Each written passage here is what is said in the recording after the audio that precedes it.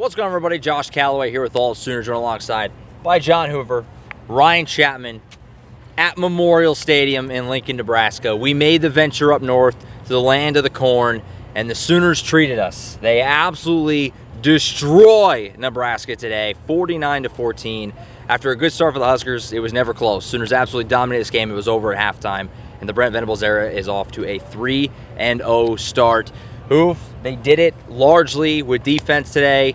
After Nebraska got off to a 7-0 start on that first drive, Casey Thompson, he took a beating. Let's put it that way. He took a beating. He took a beating, and statistically, he was 14 of 20 passing. Hey, not a bad day. Guess what? 129 yards, got sacked 4 times. Yeah. They just never gave him a chance to set up, to understand what they were doing defensively.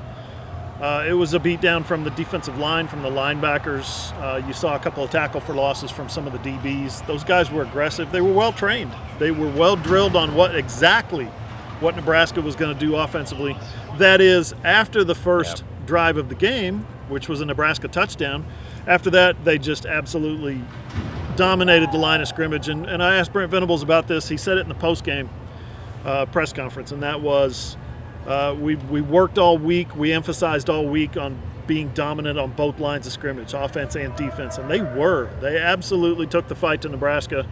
And, you know, I felt bad for Casey Thompson, but it was Chubba Purdy, former Sooner almost quarterback transfer. Casey Thompson, too. They're both. They're both, Yeah. I know, yeah. But Chubba comes in, third quarter, they replace – actually, both teams replaced their quarterback. The thing was so out of hand. I was in the press box for 30-3 back in 2004. That was in Norman. I was in the press box for 62-28 back in 2008. That was in Norman. I've never seen a Nebraska team this bad. These guys got hit in the mouth, and they wilted, they quit, they laid down, and they let Oklahoma do whatever they wanted. Yeah, it got ugly with a quickness. Like I mentioned, phenomenal start for Nebraska, actually. I mean, this place was everything we expected it to be. It was a madhouse in here. The emotion was high. Mickey Joseph, the interim coach, was getting Mickey chants.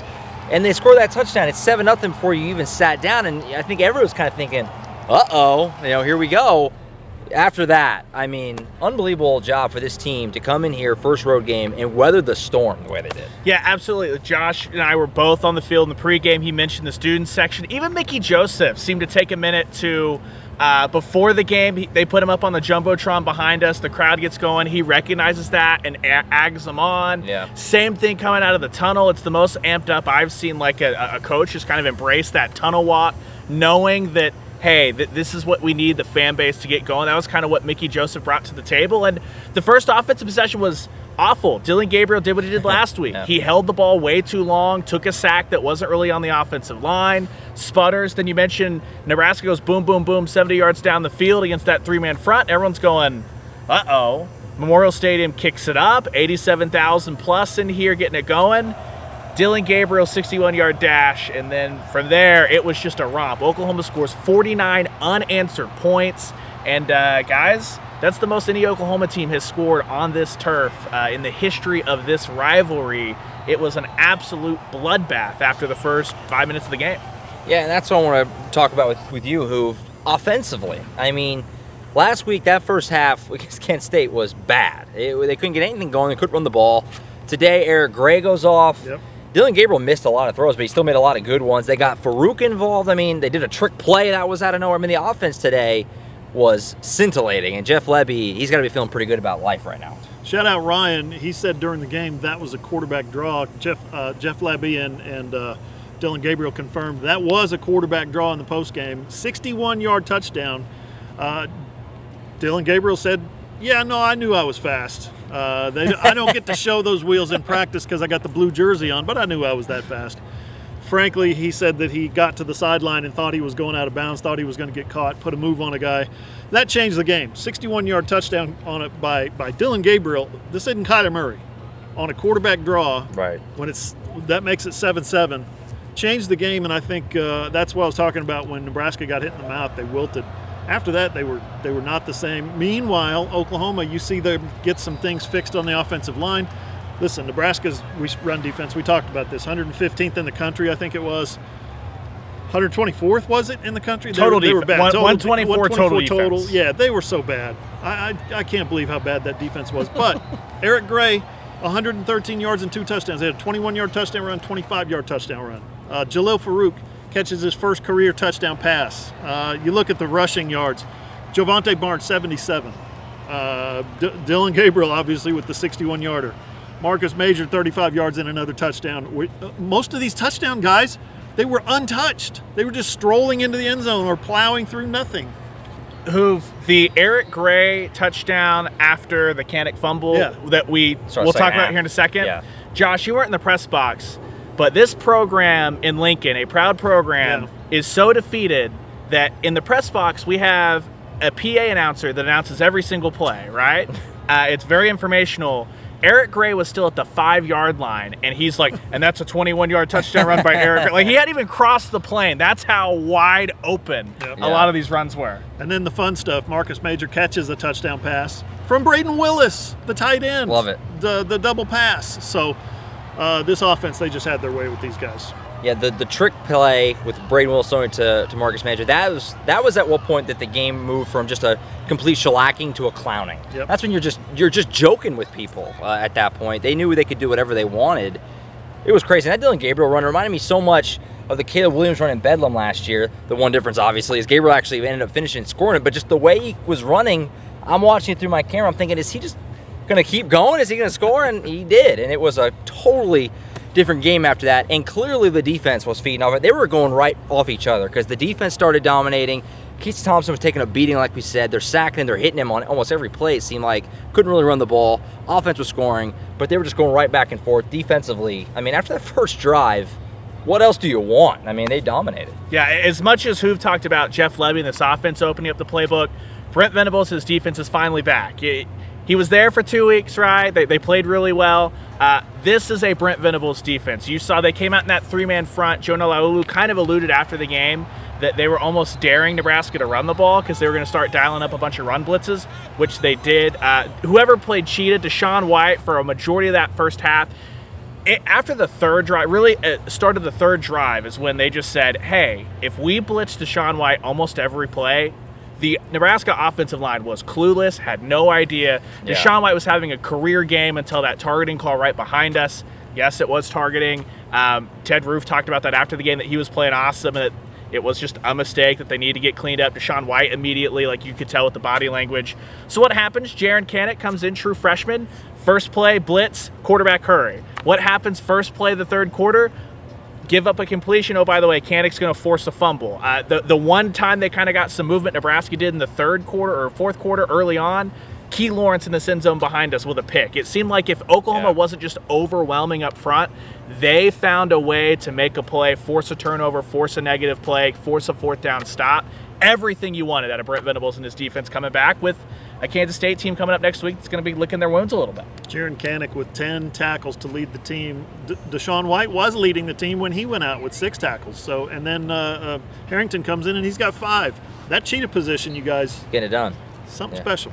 Yeah, Jaron Kanik, who, like you said, had the monster day today in relief of Deshaun White, who got ejected with targeting. So many Brent Venables said he was going to have to miss first half of next week. Yeah. He was informed he didn't. He's like, all right, cool. I thought we was going to be out first They half. cleaned that up? Yeah. I had to duck out for Levy by the time that happened. Yeah, he cleaned it and up. Mike Hack was Yeah. like, no, everything's fine. He'll be back next week.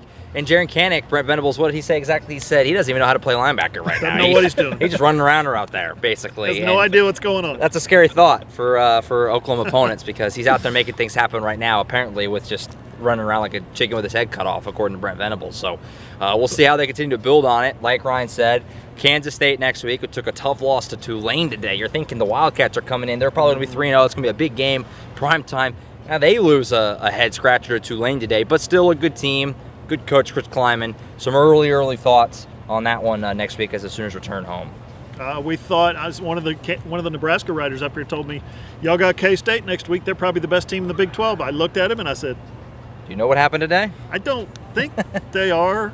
And that was before they lost today. So, no, that's a 7 o'clock game. We're not looking forward to the late kickoff, but we'll be there. So late. Yeah, it's late. So. Hey, Josh mentioned this up in the press box. Oklahoma played Casey Thompson and Adrian Martinez last year. To play Casey Thompson and Adrian Martinez in back-to-back weeks this year. Right. Something, though, this Nebraska defense is dreadful. Black shirts are dead. They're like the program just end it. It's dead. That K-State defensive line is legit. Tulane was having trouble, so that'll be the real test for Wanye Morris stepping back in. If they can run on K-State, which they didn't even really try to run between the tackles until it was busted open. A lot of the early runs, a lot of the early success was running to the perimeter, so that'll be the real test for Oklahoma, and that's going to be a motivated K-State team. Fired up. Real quick, to finish that thought on the black shirts being dead, I was driving in last night. I was listening to the podcast on the Prairie with Braden Willis and Jeremiah Hall. They started talking about black something or other. They got black in their uniform somewhere. I don't know what it is. Something in their history is black something.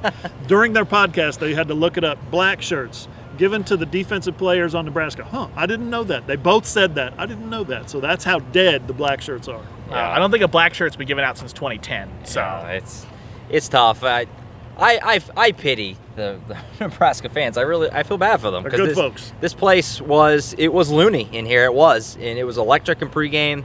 And that first 5 minutes when they scored that touchdown, it was as loud as any game I've been to. But it didn't last long, and you can't blame them. I mean, they 49 unanswered. So I don't know. I don't know where Nebraska goes from here. We don't have to worry about that, thankfully, because they're a mess. Braden Willis revealed in the pod last night he was in a car wreck this week. T-boned on throws campus. a touchdown. On campus, comes out here and throws a touchdown right about where I'm standing. What a beast. Hey, what a beast. There's a great story behind how Braden Willis almost lost his trick play quarterback job in fall camp. So AllSooners.com, we've got that story. Head there if you want more Braden Willis content and more just all of the post game. We got like 8,000 players after the game today. Yeah, absolutely. I'm videoed out. As you might guess, it was all smiles, lots of positivity after the game today. So check that out, AllSooners.com. Place to be. Brent Venables, coordinators, players, tons of reaction from us, those guys. We're going to have the podcast. We're going to record that right after this, so you can get our full expounded thoughts on the game highlights, a lot more. It's all there for you on AllSooners.com. Complete coverage of Oklahoma's shellacking of the Nebraska Cornhuskers today. 49-14 to go to 3-0. So that's it for now. We'll be back next week. Return back to home soil. Sooners and Kansas State. Look forward to that one. Opening up Big 12 play. And, of course, we'll be back Monday and the rest of next week previewing that one. So stick with us all throughout the week ahead on AllSooners.com. That's it from Lincoln. For Ryan Chapman and John Hoover, I'm Josh Callaway.